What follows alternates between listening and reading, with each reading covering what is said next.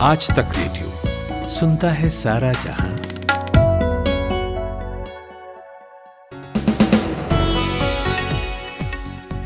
2 जून है आज, पता तो आपको होगा ही। 2 जून की रोटी वाला पुराना जोक किसी ना किसी ने आपको आज चिपकाया ही होगा। तो दिन है बुधवार और मेरा नाम नितिन ठाकुर है। आज तक रेडियो के इवनिंग न्यूज पॉडकास्ट दिन भर तक आ चुके हैं आप, और इसके आगे आपको कुछ नहीं करना है, जो करना है हम करेंगे। आप तो बस रिलैक्स होकर सुनिए कि पूरे दिन आज क्या क्या घटा। इस पॉडकास्ट में बात करेंगे महाराष्ट्र की, जहां सरकार ने कोरोना के इलाज में होने वाले खर्च को कंट्रोल करने की एक स्कीम बनाई है। स्कीम बड़े काम की है, लेकिन लागू कैसे होगी और लोगों तक फायदा पहुंचेगा या नहीं, इस पर बात करेंगे। और आजकल मुश्किल दौर है कोरोना का, तो हर कोई फाइनेंशियली सिक्योर होना चाहता है। तो ऐसे में पेंशन को लेकर खूब मारामारी है। सरकार ने इस बीच कुछ खास लोगों के पेंशन नियमों में चुनिंदा बदलाव किए हैं। सुनकर जानिएगा कि आप भी उनमें से एक हैं या नहीं। इजराइल पर 12 साल से शासन कर रहे नेतन्याहू के राजकाज का आज अंत हो सकता है। तो कैसे समीकरण बन रहा है और पीएम पद के जो नए दावेदार हैं नाफ्ताली, उनकी नीति में क्या अलग होगा, ये एक्सपर्ट से समझेंगे। और क्या आप जानते हैं कि एक इंसान की अधिकतम उम्र क्या हो सकती है, इसके बारे में बताऊंगा। बहुत इंटरेस्टिंग है। और ये भी जानेंगे कि अगर वो इतना जिया तो फिर उसका इकोनॉमिकली और सोशली क्या असर होगा। लेकिन पहले खुशबू से हेडलाइन सुनते हैं।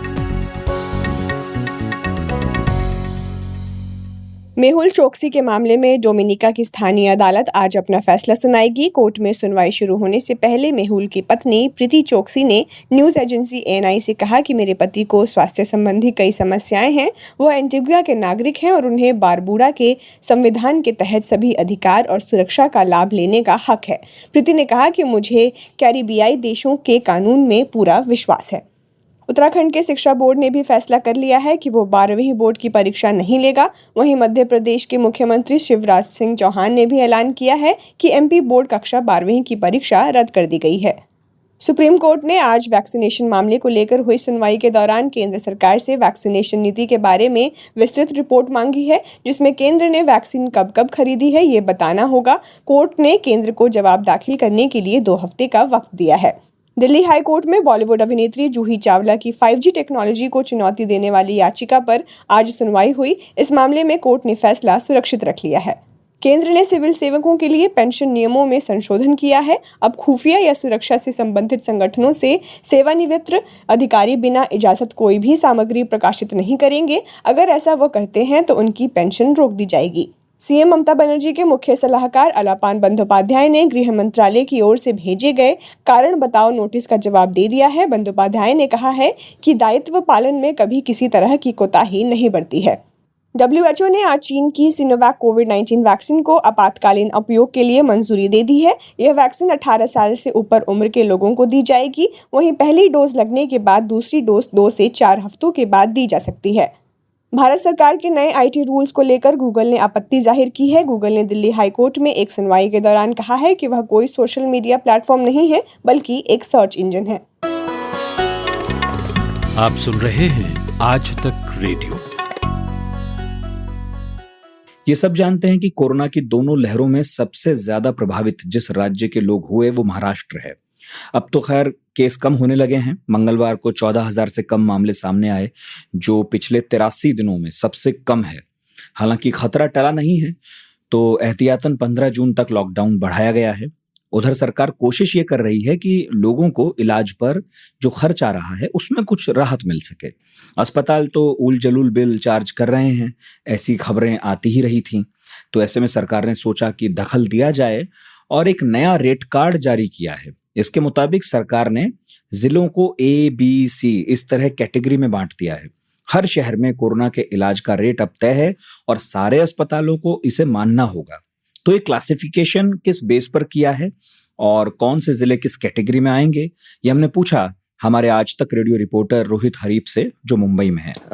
बेसिकली ये जो क्लासिफिकेशन होगा है ABC का, तो बेसिकली ये जो डिसीजन है जो महाराष्ट्र सरकार ने लिया है, वो डिसीजन लिया था उन्होंने प्राइवेट हॉस्पिटल के लिए जहाँ पे कोरोना के उपचार होते हैं, मतलब कोरोना की जो ट्रीटमेंट मिलती है वहाँ पे। तो पहले क्या सिस्टम था महाराष्ट्र में, तो कोई भी अगर आप प्राइवेट हॉस्पिटल ले लो तो उसमें जो 80% जो बेड्स थे उसका जो रेट कार्ड था वो गवर्नमेंट के रेट के हिसाब से होता था, और जो 20% बेड हर प्राइवेट हॉस्पिटल में बचते थे, उसका जो मतलब रेट कार्ड था, वो प्राइवेट हॉस्पिटल्स को परमिशन थी उनके रेट से उनको ट्रीटमेंट देने की। लेकिन अभी जो सरकार ने डिसीजन लिया है, उनको ABC मतलब 3 कैटेगरीज में उन्होंने शहरों को डाला है जो महाराष्ट्र के है वो। और उनका बेसिक क्राइटेरिया ये है कि अगर मुंबई, पुणे, नागपुर, ये जो महाराष्ट्र के बड़ी सिटीज है या जिनके कॉरपोरेशन अच्छे इकोनॉमिकल सिचुएशन में है, उनको A में डाला गया है। उसके बाद जो नासिक, औरंगाबाद, अमरावती, भिवंडी, सोलापुर, कोल्हापुर, ये जो महाराष्ट्र के Tier 2 सिटीज है, उनको उन्होंने B वर्ग में डाला है। और उसके अपार्ट फ्रॉम दिस 2, ये 2 छोड़ के वर्ग, जो बाकी सब मतलब ZP है, जिला परिषद जिसको हम बोलते हैं या फिर कॉर्पोरेशन बोलते हैं, उनको C क्लास में उन्होंने डाला है। तो ABC ऐसा उन्होंने क्लासिफिकेशन किया है महाराष्ट्र सरकार ने, और उस हिसाब से हर सिटी में कोरोना की ट्रीटमेंट मिलेगी, उसका रेट उन्होंने फिक्स कर दिया है।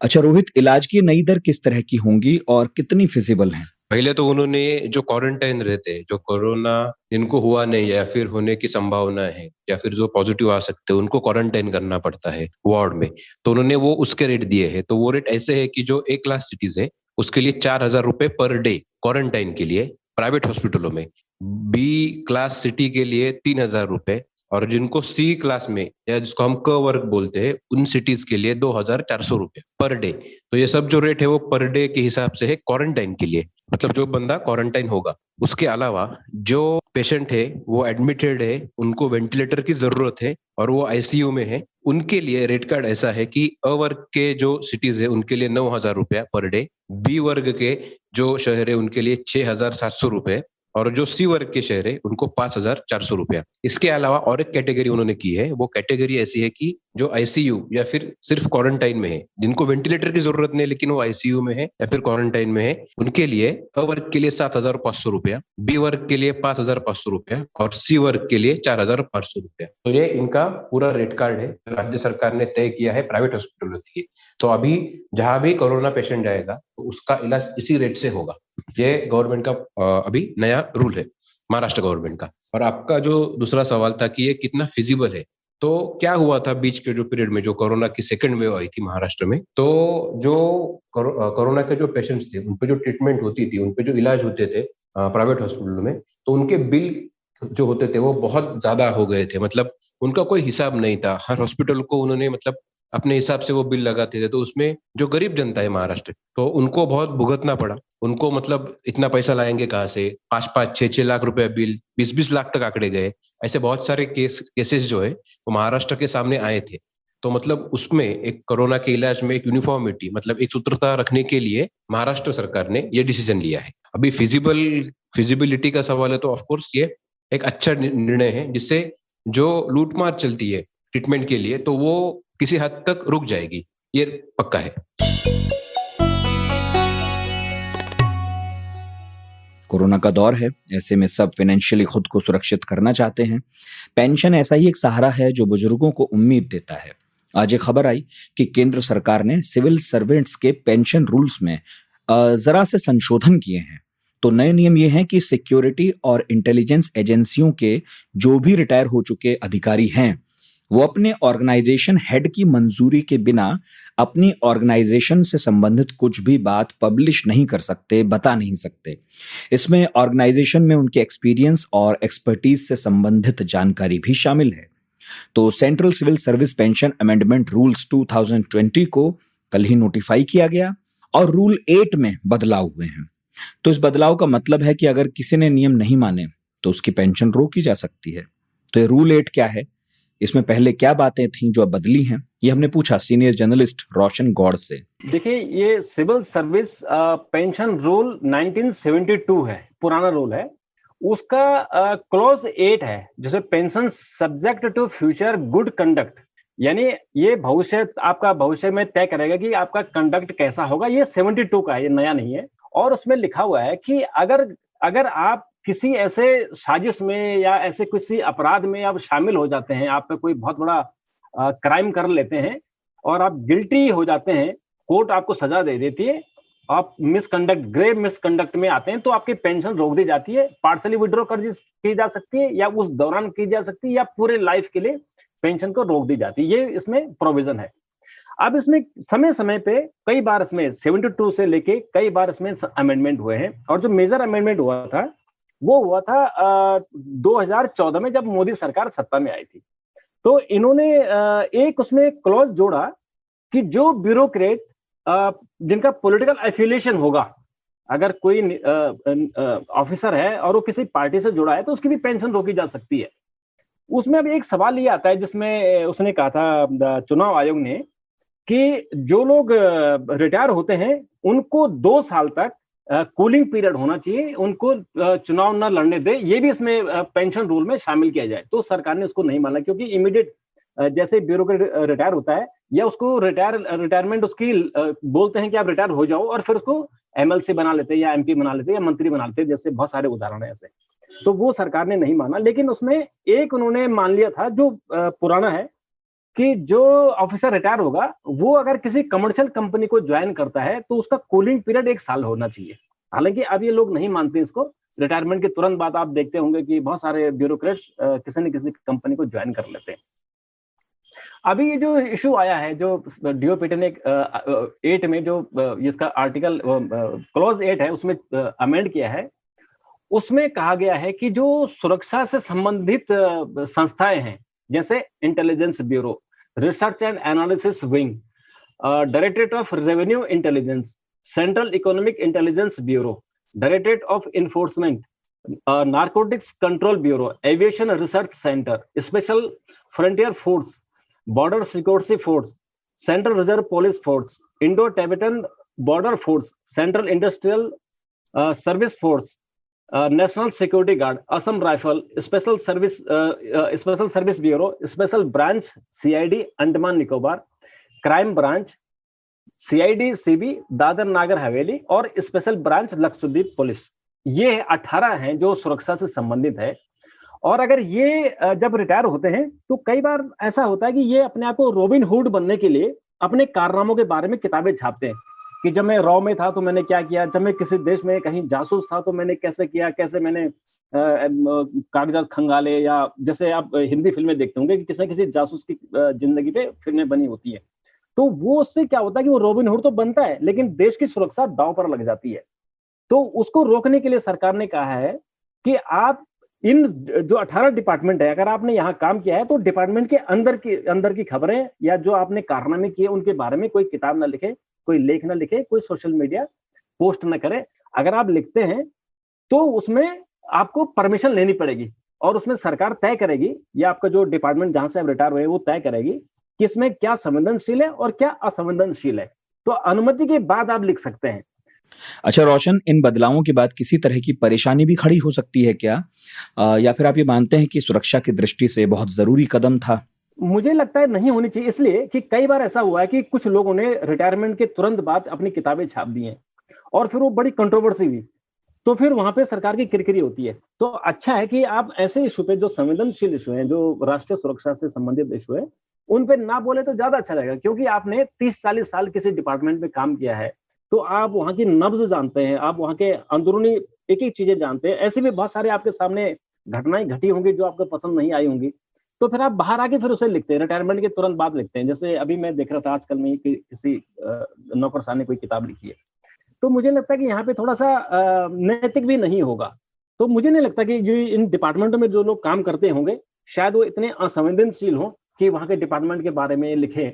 ये मुझे लगता है कुछ लोग होते हैं, कुछ सिरफिरे टाइप लोग होते हैं जो रिटायरमेंट के बाद रॉबिन हुड बनने की कोशिश करते हैं और फिर फंस जाते हैं।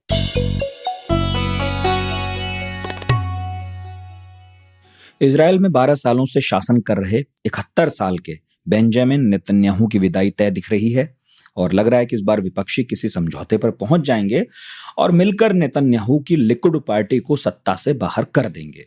नेतन्याहू ऐसे पीएम हैं जिन पर उनके ही शासनकाल के दौरान करप्शन के केस चल रहे हैं, लेकिन 2 साल में 4 चुनाव होने के बावजूद वो सत्ता से बाहर नहीं हुए।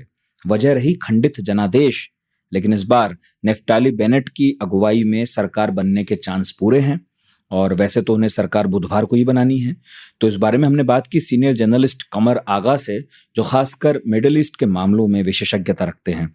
तो क्या लगता है आगा साहब, इस बार सब विपक्षी मिलजुल कर सरकार बना लेंगे और नेतन्याहू साहब की विदाई तय है? देखिए, ये कहना मुश्किल होगा कि विपक्षी सब मिल के सरकार, एक परमानेंट सरकार बनाने में कामयाब होंगे। ये जरा जल्दी बात होगी, इसलिए कि वहाँ का सिस्टम ऐसा है, प्रोपोर्शनल रिप्रेजेंटेशन का जो है, उसमें कोई एक सिंगल पार्टी के पास इतना वोट नहीं होता कि वो अकेले सरकार बना ले। कोलिशन के लिए जरूरी होती है छोटी पॉलिटिकल पार्टीज की सपोर्ट, और ये पॉलिटिकल पार्टीज ज्यादातर बहुत या तो बहुत लेफ्ट विंगर हैं या बहुत फार राइट ग्रुप्स हैं। इससे ज्यादातर राइटिस्ट ही वहाँ पे हैं। एक दो मुसलमान भी ग्रुप है, इस्लामिस्ट ऑर्गेनाइजेशन है वहाँ पे, उसके ऊपर की हद तक डिपेंडेंट रहेगी। एक वोट है उनके पास वहाँ से लाने के लिए, राम पार्टी जिसे कहते हैं। ये है कि कितनी परमानेंट होगी, लगता है कि नफ्ताली बेनेट जो हैं ये अपने उसमें शायद कामयाब हो जाए, इसलिए कि काफी बड़ा अपोजिशन जो है वो बेंजामिन नेतन्याहू का वहाँ पे हो रहा है। उनको बहुत से चीज़ों पे तो कामयाबी ज़रूर मिल गई है, लेकिन इकनॉमी और इंफ्रास्ट्रक्चर को लेके जो इंटरनल मसले हैं उस पर अपोजिशन हो रहा है, और वहाँ के जो खासतौर से यूथ वगैरह में भी काफ़ी रिजेंटमेंट है। उनका मानना ये है कि जॉब्स और ये पोस्ट कोविड वाली जो चीज़ें हैं उसके ऊपर ध्यान नहीं दिया गया जितना देना चाहिए था इन्हें। हालांकि वहाँ छोटा सा मुल्क है, उनके यहाँ काफ़ी हद तक वो भी हो गया, वैक्सीन्स भी लग गई हैं, बट स्टिल उन लोगों की कुछ शिकायतें नज़र आती हैं। वो चेंज चाहते हैं कि बदलाव आने की ज़रूरत है। अच्छा, नफ्ताली बेनेट उम्मीदवारी ठोक रहे हैं पीएम पद की, तो उनके बारे में जरा कुछ आप बता सकें, उनके राजनीतिक रुझान क्या हैं? नफ्ताली बेनेट का जहाँ तक सवाल है, वैसे बाकी पॉलिटिकल डिफरेंसेस वहाँ पॉलिटिकल पार्टीज में ज्यादा है नहीं। ये भी बहुत अल्ट्रा नेशनलिस्ट हैं, राइट विंगर हैं ये भी, और इनमें और उनके बीच में, नेतन्याहू के बीच में बहुत फर्क नहीं। ये भी फिलिस्तीन स्टेट के बिल्कुल खिलाफ हैं बनने के, ये भी सेटलमेंट को सपोर्ट करते हैं, और ये इनका भी मानना है कि वेस्ट बैंक और ईस्ट जेरूसलम या गोलान हाइट से विड्रॉवल नहीं होना चाहिए, इजराइल को करना चाहिए। इनका मानना ये है कि ईस्ट जेरूसलम जो है वो इजराइल का मिला हुआ कैपिटल है, और वेस्ट बैंक जो है उसको ये लोग कहते हैं कि जूडिया हमारा है, यानी कि बिब्लिकल लैंड है, उनके प्रॉफिट और बादशाहों की ज़मीन है जिस पर उन लोगों ने राज किया है, उससे विड्रॉ नहीं करना चाहिए। और फिर ये भी कहते हैं कि गाजा स्ट्रिप, इनका मानना ये है कि वो बिब्लिकल लैंड नहीं है, मगर सिक्योरिटी की पॉइंट से बहुत इंपॉर्टेंट हो जाती है। तो बहुत ज़्यादा फर्क दोनों में दिखाई नहीं देता है जहाँ तक कि अरब इजरायली कॉन्फ्लिक्ट है वहाँ पे। हाँ, इनका मानना ये है नफ्ताली बेनेट का कि ये इंफ्रास्ट्रक्चर और इकोनॉमी के ऊपर काफ़ी ध्यान देंगे। इनके कोलिशन में भी सेंट्रिस्ट भी हैं और राइट विंगर भी हैं और लेफ्ट विचारधारा के मानने वाले भी इनके भी। तो इस वजह से प्रॉब्लम बनी रहती है वहाँ पे कि किसको कब कौन पार्टी नाराज होगा और विड्रॉ कर ले अपनी सपोर्ट। ये एक बड़ी समस्या इजराइल में है, और 4 बार इलेक्शन हो चुके हैं। अगर अब की नहीं बन पाई आज रात तक, तो फिर तो इनको 5वां इलेक्शन बुलाना पड़ेगा प्रेसिडेंट को। अच्छा, देखिए, अब तो लग रहा है कि अमेरिका समेत पूरा यूरोप ही चाहता है कि नेतन्याहू विदा हो जाएं और नफ्ताली आ जाएं, लेकिन सरकार अगर ये बनी तो जाहिर कमजोर होगी। आपने खुद ही बताया कि बहुत सारे लोग हैं इसके अंदर जो तरह तरह के अलग अलग विचार रखते हैं। तो सवाल यह है कि सरकार यदि बन भी गई तो जितने भी दिन रहेगी कुछ अलग कर पाएगी? तो अब देखते हैं कि सरकार बदल भी जाए तो भी फिलिस्तीनियों और इजरायलियों की तकदीर कितनी बदलती है। ये अलग करना तो बड़ा मुश्किल है। अरब इजरायली कॉन्फ्लिक्ट को लेके उसमें कोई बदलाव नहीं आएगा, वो कंप्रोमाइज कोई भी पार्टी हो वो नहीं करेगी। हाँ, इंटरनल इश्यूज पे गिव एंड टेक जरूर हो जाएगा। दूसरी तरफ समस्या इजराइल के सामने ये है कि अब यूरोप और अमेरिका के अंदर पब्लिक ओपिनियन बहुत बदल रही है, और वो कोई भी नहीं चाहता, ना यूरोप का देश चाहता है ना अमेरिकन चाहते हैं कि कोई जंग हो या बड़ी लड़ाई हो वहाँ पे इस समय। इसीलिए अमेरिका का प्रेशर था कि फौरन आप सीज फायर के लिए डाला गया था। अमेरिका में भी ज्यादातर यंग लोग जो हैं, और खास तौर से जो डेमोक्रेटिक पार्टी में है अधिकतर 50 साल से कम वाले, वो चाहते हैं कि 2 स्टेट सोल्यूशन होना चाहिए, और यूरोप में भी इसी तरह के विचार बन रहे हैं। तो इसी बात ये भी है कि सभी देश कोविड से जूझ रहे हैं और इनके अपनी अलग अलग इकोनॉमिक सिचुएशन है, सभी देशों की खराब हो गई है। इनकी आने वाले समय में इन देशों पे जो एम्फेसिस होगा वो इंटरनल प्रॉब्लम्स को सॉल्व करने का होगा, कोविड से बाहर निकले, इकोनॉमी को किस तरह सुधारें। तो वो लोग जंग के फेवर में नहीं है। उनका प्रेशर यूरोप का और अमेरिका का आने वाले समय में अधिकतर जो नजर आता है वो यही है कि 2 स्टेट सोल्यूशन होना चाहिए, और इनको ऑक्युपाइड टेरिटरीज जो हैं पैलेस्टाइन की, यानी east Jerusalem, West Bank, Gaza पट्टी और गोलान हाइट से इसराइल को विड्रॉ करना चाहिए। गिव एंड टेक उसमें हो सकता है संभव, लेकिन ये कि ये बड़ा लंबा प्रोसेस है। अभी कोई हमास दूसरी तरफ है और उसके अंदर कोई यूनिटी नहीं, वो इसराइल को मान्यता ही नहीं देती हैं। उनके यहाँ आपस में वो बहुत कट्टरपंथी धार्मिक ग्रुप है। फिर दूसरी तरफ पीएलओ है, पीएलओ काफी वीक हो चुका है और वो मैं नहीं समझता कि डिलीवर कर पाएंगे इस समय। तो ये मैं समझता हूँ कि इसी तरह सिचुएशन कुछ समय तक और चलेगी। हाँ, मगर एक बात है कि अब जंग संभव नजर नहीं आती आने वाली, जिस तरह की अभी हमने कुछ समय पहले देखी थी, इसलिए कि जंग से इजराइल अभी तक अपने जो उसके मकसद थे जो इसके लक्ष्य थे वो पूरे नहीं हो पाए। कई बार जंग हो चुकी है पिछले 15-20 साल में, लेकिन उसी तरह हमस बनी हुई है, हिजबुल्लाह उसी तरह से साउथ लेबनान में डटा हुआ है। इनको लॉसेस जरूर होते हैं, इंफ्रास्ट्रक्चर वो बना तो दोबारा खड़े हो जाते हैं, बेगुनाह लोग बहुत मर जाते हैं, और जो कमांडर्स या बड़े पोजीशन वाले लीडर्स मरते हैं वो रिप्लेस हो जाते हैं हमस के अंदर। हिजबुल्लाह में भी हमने यही देखा है।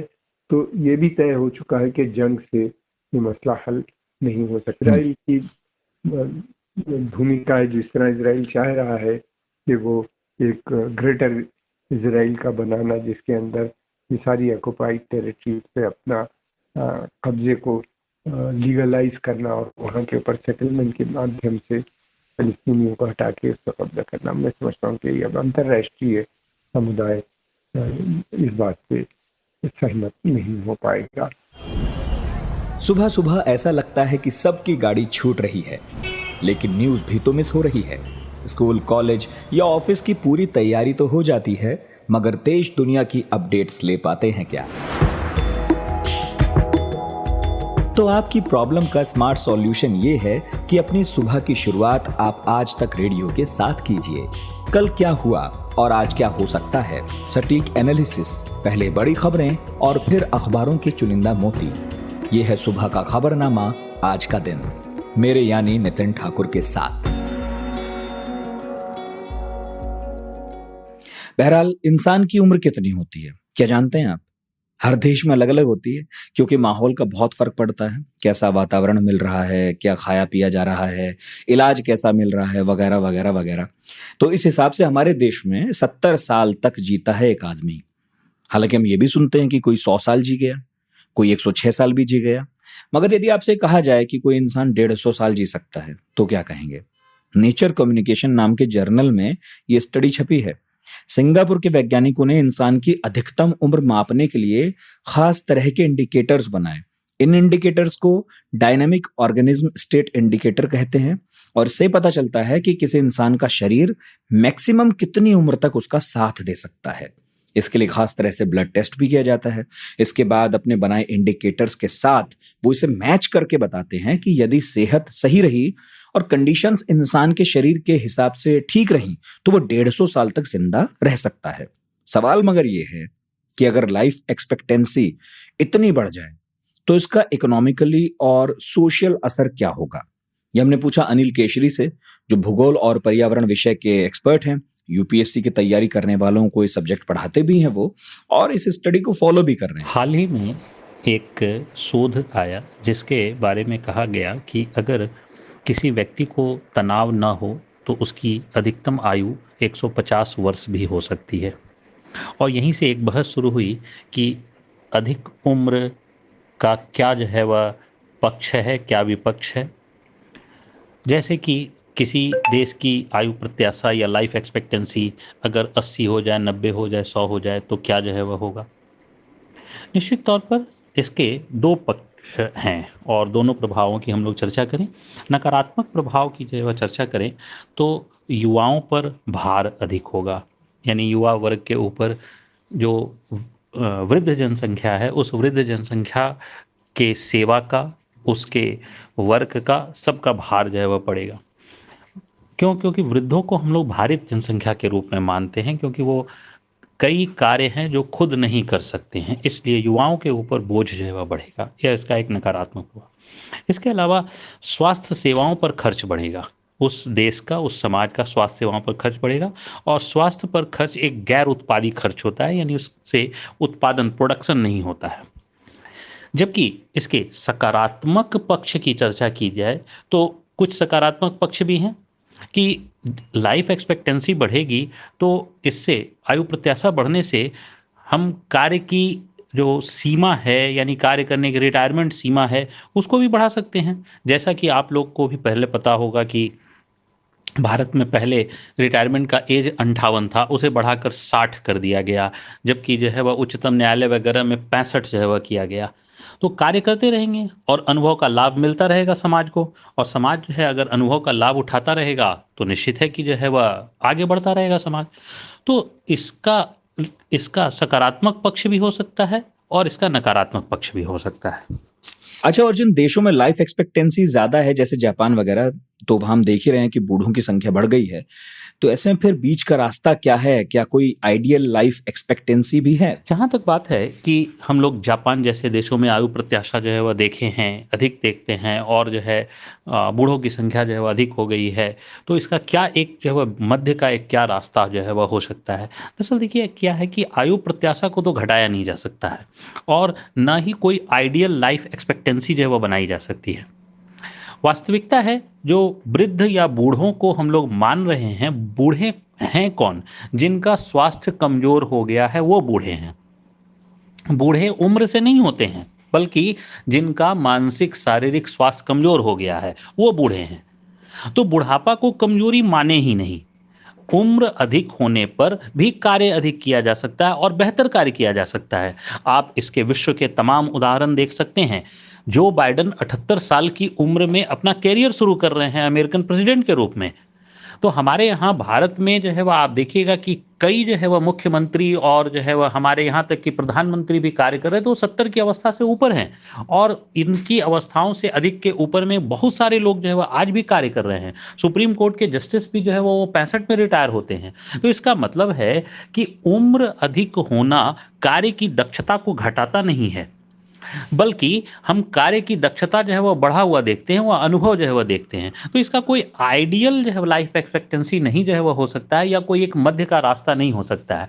वास्तव में इस प्रकार से हमें विचार करना चाहिए, समाज को इस प्रकार से चलना चाहिए कि युवाओं को क्रियान्वयन में लगाया जाए और जो है वह वृद्धों को नीति निर्माण में लगाया जाए। क्यों? क्योंकि वृद्ध जो है वो कभी एक समय क्रियान्वयन में थे, और अगर क्रियान्वयन में थे तो आज वो बेहतर नीति निर्माण कर सकते हैं, पॉलिसी मेकिंग कर सकते हैं। और अगर वृद्ध पॉलिसी मेकिंग करेंगे तो युवा जो है वह क्रियान्वयन करेंगे, यानी उसका इम्प्लीमेंटेशन करेंगे। और आज जो इम्प्लीमेंटेशन युवा वर्ग कर रहे हैं वो आने वाले समय में फिर से जो है वह वो पॉलिसी मेकिंग में जो है वह चले जाएंगे। तो यह इस प्रकार से एक बेहतर जो है वह समन्वय बिठाकर अगर किया जाए तो शायद समाज और आगे बढ़ेगा और बेहतर ढंग से बढ़ेगा। वक्त अब विदा लेने का। आज का दिन भर प्रोड्यूस किया है प्रतीक वाघमारे ने और साउंड मिक्सिंग कर रहे थे अमृत रेगी। आपको ये पॉडकास्ट कैसा लगा हमें मेल करके बताइएगा radio@aajtak.com पर।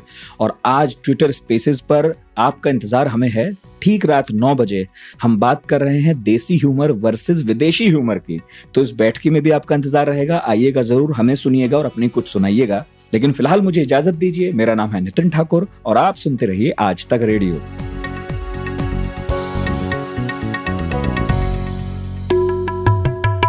लेकिन सबसे ज्यादा सम्मान मैं उनका करता हूँ जो किसी को रास्ता बताने में इतना इन्वॉल्व महसूस करते हैं, गुटखा थूक देते हैं, बीड़ी बुझा देते हैं, फिर आपको रास्ता बताते हैं। वो लोग सबसे सम्मानित हैं। वो ऐसा नहीं कि रास्ता बता के भूल जाते हैं, जिनके घर वो गए थे जल निगम वाले के यहाँ, वो जब मिलेंगे उनको हफ्ता 10 दिन बाद बजरिया में, है ना, भैया वैद्यनाथ बुद्ध के कौनो आप यहाँ आए रहे? हाँ, रास्ता हमसे पूछत रहे, फिर हम उनका बतावा एक छे मारुति में अच्छा मनई बैठ है, बैन हो तो हम बैठ जाए, फिर हम लेकिन उनका बताए पहुंच आए गए रहे ना, एक मालदार बढ़िया आदमी लगत रहे, ठीक ठाक रहे।